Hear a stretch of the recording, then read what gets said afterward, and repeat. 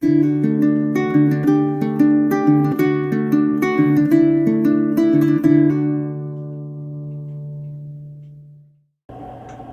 guys, Doug the Michigan Piper here in the Pipe Rest, and just want to do a babble today. So no really earth-shattering information here. So if you're bored, tag along. No, I was just doing some thinking. Oh, I probably should do some housekeeping. Dr. Graybo Full Bent with some Distinguished Scholar, and not mint medley tea, which I usually have, but this is chamomile tea, believe it or not. It seemed to suit the weather. So no, I was just sitting here kind of off in a space really, and started thinking a little bit about the ethics of hunting.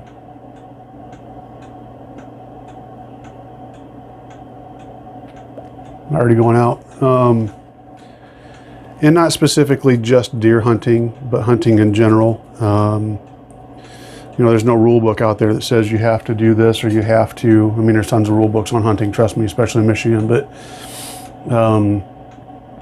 there's nothing out there that says, well, you have to pay respect to the deer. There's nothing that says you have to use every bit of the animal that you kill, or that you have to hunt this way morally. Right? I mean, we have things that say you have to wear orange, and you can only have so many bullets in your gun, or whatever. Or you have to hunt from this date to this date.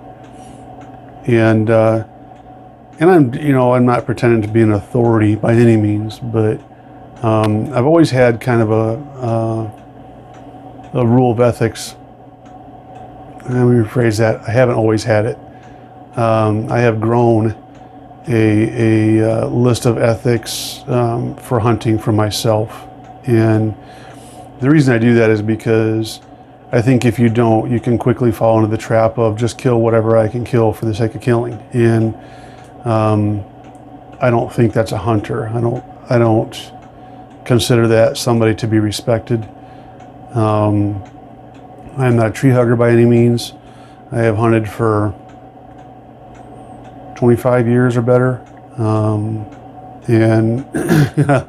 I learned the hard way. I know there's guys out there that have hunted a lot longer than I have, but I didn't hunt as a kid.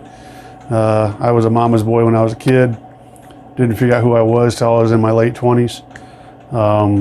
So when I got out of the military, I actually went hunting with my father-in-law, who really wasn't a good hunter. He's the kind of guy who wear bib overalls and take his shotgun out, double barrel shotgun, and go find a stump to sit on, light up a cigarette. That's how he hunted. Something come running by, he'd shoot away.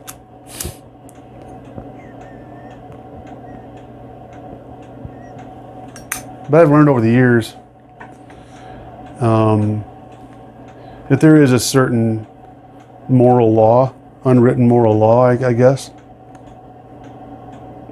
to hunting.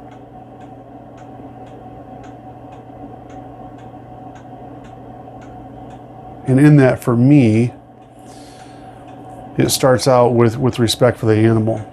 I was a kid, I killed little, birds and stuff like that with the rest of the boys in the neighborhood. But it's learning what's right and wrong, and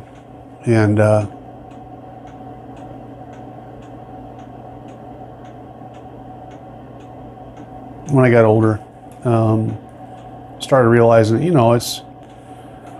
it's not just the animal does go through pain, and the animal is giving up its life for a reason. Hopefully it's a good reason, like you're feeding your family. I know when I get a deer, I haven't in the last couple of years just because I've been upended with the move and everything, but usually try to even save the hide and do stuff with that. The Indians were great about using every part of the animal that they could. One, out of necessity, right? Because they didn't have a whole lot, but two, because out of respect for that animal that it gave up his life. So one of the things I try to do when I get a deer, especially, is I used to thank the deer and put my hand on it. I don't necessarily thank the deer anymore. The deer can't hear me. The deer is dead. But I do have a moment, for lack of a better word, of just respect for the animal. You know, put your hand on their chest and realize what a beautiful animal that they are. And you know, some people are like, well, it's so beautiful, why do you kill it? You know, why are you destroying it? So I feel that, you know, that's still part of who we are, who we are as human beings. Not to forget, you know, what the way we were created and how the world works. And do I do it specifically for that? No, I love deer meat. I like squirrel. I like rabbit. But I also like the ability to stay connected to the more primal part of who we are versus the electronic, store-bought, preservative consumer. So for me, there is this unwritten moral code or law of ethics or whatever you want to say. But, you know, I think there's respect for animals. I've killed animals before because they were suffering. Not, you know, deer come by and it's on 3 legs and it's not going to make it much longer and it's going to suffer. I'll burn my tag on it if I have to, because it's the right thing to do, you know. I've had a couple of bad situations when I was hunting with my bow that still haunt me to this day.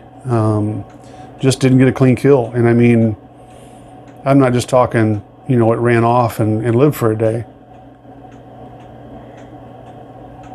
I'm talking like paralyzing the animal and can't get it to die, and shooting it multiple times, and it just broke my heart, you know. So I think that, you know, when I shoot a doe, and I know a lot of good hunters are this way, when I shoot a doe or a buck and I can't find them, it doesn't happen very often, but when that happens, that makes me sick. It absolutely makes me sick, because, you know, I know I've wasted that animal's life. I probably fed the coyotes.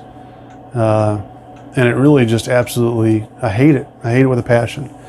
I don't think that's, you know, I want to say that, you know, it's not a good hunter. Sometimes that just happens. You know, things happen. Your gun's off, you didn't know it, bumped it on something or whatever, but, you know, it happens and it sucks. So that's why I usually, you know, do my best to make sure I sight everything in before the season. I owe that to the animal that I'm killing. But I'll tell you what, there have been several times where I've been sitting in the stand or in the blind watching deer and just laughing because they're playing or they're chasing each other or it's the rut, and I love it. I told my wife a couple of years ago, it's like, for me, anytime I see deer, that's a successful hunt.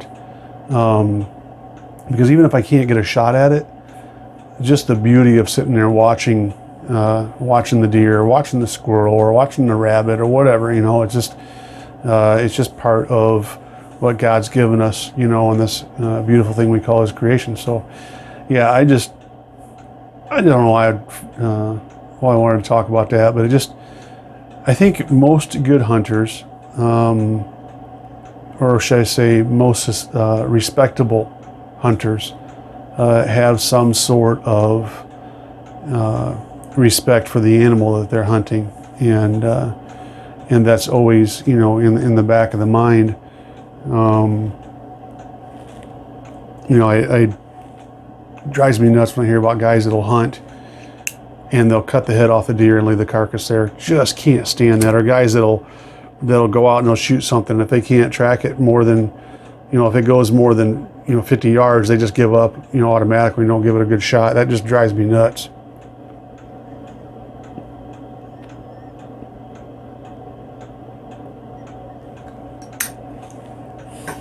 And I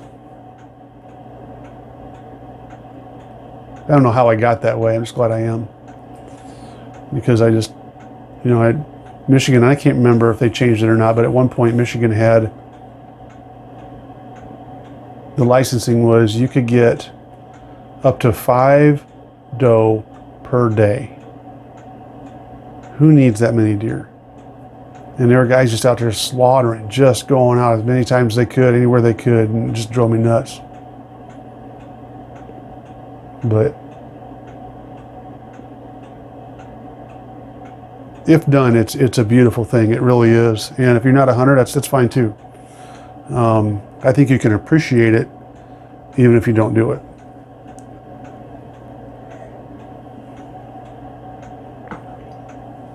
So guys, that's what I got today. Just my 2 cents on the ethics of hunting. So in the meantime, I hope you're all doing well. Until next time, you take care.